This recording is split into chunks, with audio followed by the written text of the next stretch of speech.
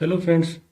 आज के इस वीडियो लेक्चर में आपका स्वागत है। आज हम डिस्कस करेंगे इंग्लिश लिटरेचर से कुछ एमसीक्यूज को, जो कि आपको UG, UG, PG, NET, PhD, TGT, PGT exams में कई बार मिलेंगे।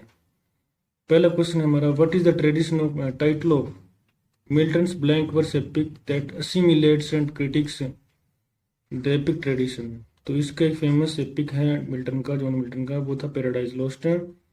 Many scholars consider Paradise Lost as one of the greatest poems in the English language. It tells the biblical story of the fall of from heaven. Grace means heaven, of Adam and Eve, first man and first woman, का जो स्वर्ग से इनका निष्कासन हुआ था, उसकी biblical story को हमने पैराडाइज लॉस्ट में पढ़ा है। Which was not among the genres promoted by poets such as Johnson, Donne and Herbert. इन्होंने किस जॉनर को प्रोमोट नहीं किया है? क्लासिकल सटायर को प्रोमोट किया है, कंट्री हाउस पोएम और एपिग्राम, इन तीनों को प्रोमोट किया है सिवाय पेट्रार्कन सोनेट के। पेट्रार्कन सोनेट को पेट्रार्क ने फेमस किया था। Petrarchan sonnet, also known as Italian sonnet, is a sonnet named after the Italian poet Francesco Petrarch. Next question है, which of the following female authors of the Jacobean era, Jacobean era की जो female authors हैं, wrote a work that became the first of its kind to be published by English women. पहला English women के द्वारा publish होने वाला as एक novel बना था। कौन सा वर्क है वो? तो वो है फ्रेंड ऑल द अबो। तो ये सारे जो राइटर्स हैं वो सारी फीमेल हैं। Rachel pet, Emilia linear, Elizabeth carry, lady Falkland. Richard pet was a poet and polemicist. She was the first English woman to identify herself by name as a polemicist and critic of gender ideology. तो ये पहली female writer थी। दूसरी है Emilia linear, was a English poet and the first woman to assert herself as a professional poet. ये first women थी जो अपने आप को प्रोफेशनल पोएट स्थापित करती है। नेक्स्ट है Elizabeth Cary Falkland, was a English poet, dramatist, translator and historian. She is the first women known to have written and published an original play English. उसका नाम था द ट्रेजेडी ऑफ मेरियम। तो friend ये बहुत important question है। Tragedy of Mariam first women थी Elizabeth Cary Falkland ने, इसने लिखा था। नेक्स्ट क्वेश्चन है, which poet was a member of the powerful and culturally influential Sidney family. Sidney family का एक मेंबर कौन था? तो वो था मेरी रोथ। मेरी रोथ है। Lady Mary Wroth was the first English women to write a complete sonnet sequence. Sonnet sequence लिखने वाली पहली फीमेल राइटर थी ये, as well as an original work of prose fiction, और प्रोज फिक्शन का work लिखने वाली पहली थी ये। Next, which is the delicate balancing act of Marvell's Horatian ode. Andrew Marvell का जिक्र हो रहा है यहाँ पे, ठीक है friend. Andrew Marvell Horatian odd लिखने में फेमस था। Celebrating Cromwell's victories whilst inviting sympathy for the executing king. मतलब इसमें दोनों काम किए गए थे। क्रोमवेल की विक्ट्री को सेलिब्रेट किया था और सिंपैथी भी अराउज की थी उस एग्जीक्यूटेड किंग के प्रति। A Horatian ode was on Cromwell's return from island, ये उस पोएम का नाम था, ओड का नाम था। shows Marvels as an objective observer of current events in which he is implicated. Horatian Ode is a short lyric poem written in stanza of 2 or 4 lines in the manner of 1st century BC Latin poet Horace. Horace के manner में लिखा गया 2 और 4 lines के stanzas थे। एक short lyrical poem थी जिसमें स्टोरी होती थी, ठीक है। Next, who served as protector under England's first written constitution.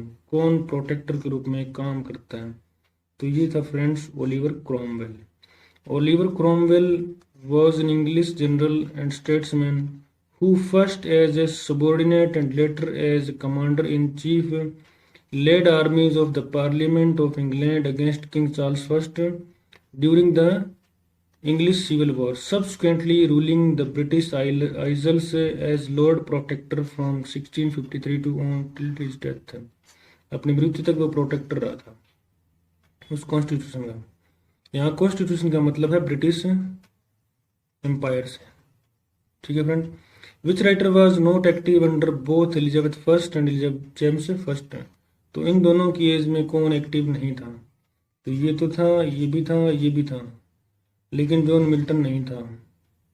John Milton was an English poet and intellectual who served as a civil servant for commonwealth of England under its council of state and later under Oliver Cromwell. Oliver Cromwell की favour में इसने कुछ लिखा था और वहीं पे ये रहा था। नेक्स्ट है the idea that God predestines human beings to be saved और damned is associated with which Protestant reformer. तो ये था जॉन कैल्विन। इसका मतलब ये है कि ये आइडिया किसका था कि गॉड प्रीडेस्टिन्ड है ह्यूमन बीइंग्स को टू सेव्ड और डम्ड, बचाना है या मारना है किसी को। ये आइडिया किससे एसोसिएटेड था, किस रिफॉर्मर से? तो ये जॉन कैल्विन नाम का एक आर्क बिशप था, उससे। John Calvin was a French theologian, pastor, reformer in Geneva during the Protestant Reformation. तो ये एक आर्क बिशप टाइप का व्यक्ति था। Which of the following themes और subject was not common in the works of Cavalier poets. ये कुछ Cavalier poets है, such as Thomas Carew, Sir John Denham, Edmund वॉल्टर, Sir John Suckling, James Shirley, Richard Lovelace and Robert Herrick. ये सारे Cavalier poets थे। तो इनका था pure devotion to religious views. इसमें पूछा क्या गया है, नॉट कॉमन, इनमें ये कॉमन नहीं था। क्या था common? Courtly ideals of the good life, ये इनमें कॉमन था। कोप नाइम, ये पर्टिकुलर लाइफ के बारे में लिखते थे जो राजा को हैप्पी रखती थी। ठीक है friends. Loyalty to the king, ये इनकी राइटिंग में था, क्योंकि ये कोर्टियर थे, फेमस कोर्ट में रहते थे सारे के सारे, वो राजा की चापलूसी करते थे। Cavalier poets was school of English poets of the 17th century that came from the classes that supported King Charles I during the Civil War.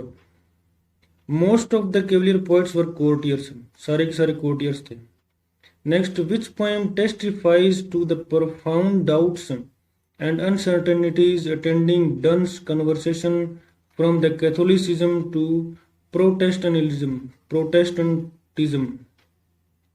तो ये था जॉन डन का एक सटायर 3 है, उसके बारे में जॉन डन की एक कन्वर्सेशन है, ये उस पे प्रोफाउंड डाउट्स हैं, अनसर्टेनिटीज है, उसको टेस्टिफाई करता है। Satire 3 was probably written when Donne was in his 20s and in the process of converting to Anglicanism, and its object is the laziness of people in matter of religion. The three moods of love in Donne's poetry are cynical love, means anti-woman, conjugal love, means married life, and platonic love, means spiritual। यहाँ पे पूछा ये गया था friend कि क्या ऐसा हुआ था, कौन सी ऐसी बुक है जिसमें ये टेस्टिफाई करने का हमें मौका मिलता है, बताया जाता है कि डन का जो झुकाव था ना वो कैथोलिसिज्म टू प्रोटेस्टेंटिज्म हुआ था। तो ये बुक है ना, ये उसकी एक टेस्टिफाई करती है, क्योंकि इस बुक में हमें कुछ टेक्स्ट मिलते हैं जिससे हमें पता लगता है कि वो एंग्लिकन होने लग गया था, process of converting to Anglican ये हुआ था। नेक्स्ट अपने बात करते हैं, which of the following plays was not authorised by Shakespeare in the Jacobean period. Jacobean period में शेक्सपियर के द्वारा इनमें कौन सा नहीं लिखा गया? ओथेलो इसमें लिखा गया था, किंग लियर भी है, एंटोनियन क्लियोपेट्रा भी है, और वॉलपोन नहीं है। ये एक फेमस कॉमेडी है, comedy play by English play right Ben Jonson की लिखी है। First produced in 1605 to 1606, drawing an element of city comedy and beast fable। City peoples की लाइफ को इसमें डिस्क्राइब किया गया है। A merciless satire to greed and lust. अगर आपने वॉलपोन और फॉक्स, इसका सबटाइटल है fox. It remains Jonson's most performed play and it is ranked among the finest Jacobean era comedies. बहुत फेमस कॉमेडी है ये, ठीक है। इसमें एक मुशाक्का नाम का एक कैरेक्टर है, वो बहुत ही फेमस है। Who authored the scholarly biography life of done? John Donne की लाइफ किसने लिखी है? तो ये एक किसके द्वारा लिखा गया? तो ये इजाक वोल्टन नाम का एक राइटर है, उसने लिखा है। Izaak Walton was an English writer best known as the author of the Compleat Angler. Compleat Angler नाम की एक बुक है, उसके ऑथर के रूप में इनको जाना जाता है। He also wrote a number of short biographies including one of his friends John Donne, जिसमें जॉन डन भी शामिल है, और ये काफी लोगों की बायोग्राफी है। They have been collected under the title of Walton's Lives. इसकी एक फेमस बुक है वाल्टन लाइव्स है, उसमें सारी बायोग्राफीज है, उसी में से जॉन डन की बायोग्राफी में पढ़ने को मिलती है। What historical figure promoted the rapid growth of high Anglican faction within the church whose ceremony, ritual and doctrine more closely resembled Roman Catholicism? कौन सा हिस्टोरिकल फिगर था? तो ये था विलियम लॉर्ड, और ये एक आर्क बिशप था। William Lord was a bishop in the Church of England, appointed Archbishop of Canterbury by Charles I in 1633. Lord was a key advocate of Charles religious reforms. Charles की favour में ये बहुत कुछ बोलता था। He was arrested by parliament in 1640 and executed towards the end of first civil war in January 1645। Next question है friends, which group of radicals got their name from their penchant? इन्होंने prophecy की थी, उसकी बात बता रहे। For rambling prophecy, तो ये था द रेंटर्स। द रेंटर्स कौन थे ये जान लेते हैं। The Ranters were one of the number of dissenting groups that emerged around the time of the English commonwealth. कुछ ग्रुप्स थे, ठीक है। They were largely common people, ये कॉमन पीपल थे।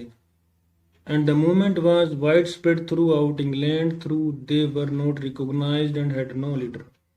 एक ऐसा ग्रुप था जिसका कोई रिकॉग्निशन नहीं मिली, जिसको न ही उनके कोई फेमस लीडर थे। तो ये लोग है ना प्रोफेसीज किया करते थे, अपने राइटिंग्स में भविष्यवाणी किया करते थे, लेकिन ये फेमस नहीं हुए। नेक्स्ट क्वेश्चन है, what major new prose genre emerged in the Jacobean era? Jacobean era में कौन सा एक न्यू प्रोज का जॉनर फेमस हुआ? तो वो था the familiar essays, the personal essays. A familiar essay is a short prose composition, a type of creative non-fiction, characterized by the personal qualities of writing and the distinctive voice or persona of the essayist. Also known as an informal essay, highly informal in tone, often humorous, valuing lightness of touch above all else. Charles Lamb, Virginia Woolf, George Orwell, James Baldwin, E.B. White, Annie Dillard, Alice Walker, ये कुछ famous essayist थे जो personal essays या family essays पे लिखते थे। Next है, which of the following was not one of the 4 bodily humours? Bodily humours के टाइप में 4, उनमें से कौन सा नहीं है? तो उसमें कोलेस्ट्रॉल नहीं है, choler, blood and black bile, टी नहीं है। चौथा कौन सा आप देख लेते हैं। द 4 होमर्स और fluid substances of the body were blood, yellow bile, black bile and phlegm. This theory was closely related to the theory of the 4 elements earth, fire, water and air. Earth was represented by black bile, fire by yellow bile and water by phlegm, और air by air. Next, what was the title of Thomas Hobbes defence of absolute sovereignty based on a theory of social contract? तो इनके Thomas Hobbes की जो defence की theory थी sovereignty की, उसका title पूछा, ये स्पेलिंग थोड़ा समझ लेना होगा। तो उसका टाइटल था लेविथन, लेविथन, ठीक है। जान लेते हैं लेविथन क्या। Leviathan is a sea serpent noted in theology and mythology. Mythology और थियोलॉजी में एक सी सरपेंट था, उसको लेविथन बोला गया है। लेविथन और the matter form power of commonwealth ecclesiastical civil, ये इस बुक का टाइटल है जो कि थॉमस हॉब की लिखी हुई है। Commonly referred as to Leviathan is a book written by Thomas Hobbes. Hobbes wanted an image of strength and power to stand metamorphically for the Commonwealth and its sovereignty. तो Hobbs ने ये इसलिए लिखी थी कि कॉमनवेल्थ को एक strong image create की जाए।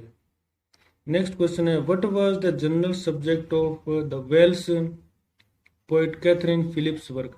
कैथरीन फिलिप्स की वर्क्स की जनरल सब्जेक्ट क्या थी?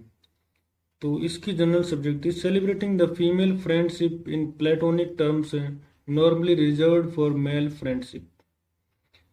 कैथरीन और Katherine Philips, also known as the matchless Orinda, was an Anglo-Welsh royalist poet, translator and woman of letters। तो ये इसकी एक फेमस वर्क था, उसका सब्जेक्ट मैटर था जो उस पर लिखती थी।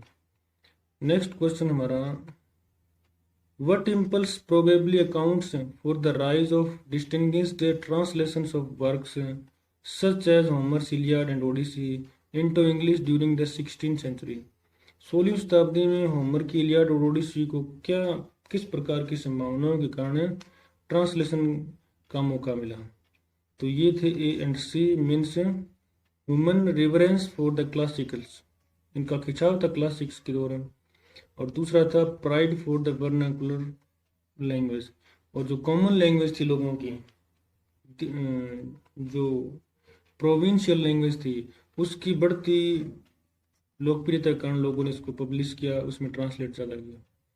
इन the defence of poesy what Sidney attribute to poetry. Defence of poesy के ऊपर एक वीडियो है, आप देख सकते हैं प्लेलिस्ट में जाके। The moral power whereby poetry encourages the reader to emulate virtuous models. तो ये उसने एक एडवोकेसी की है पोइट्री की तरफ, ठीक है। नेक्स्ट अपना क्वेश्चन ये, इसकी एक्सप्लेनेशन देख लेते हैं। An apology for poetry is a work of literary criticism by Elizabeth poet Philip Sidney. Next question है हमारा last, who introduced the art of printing into England.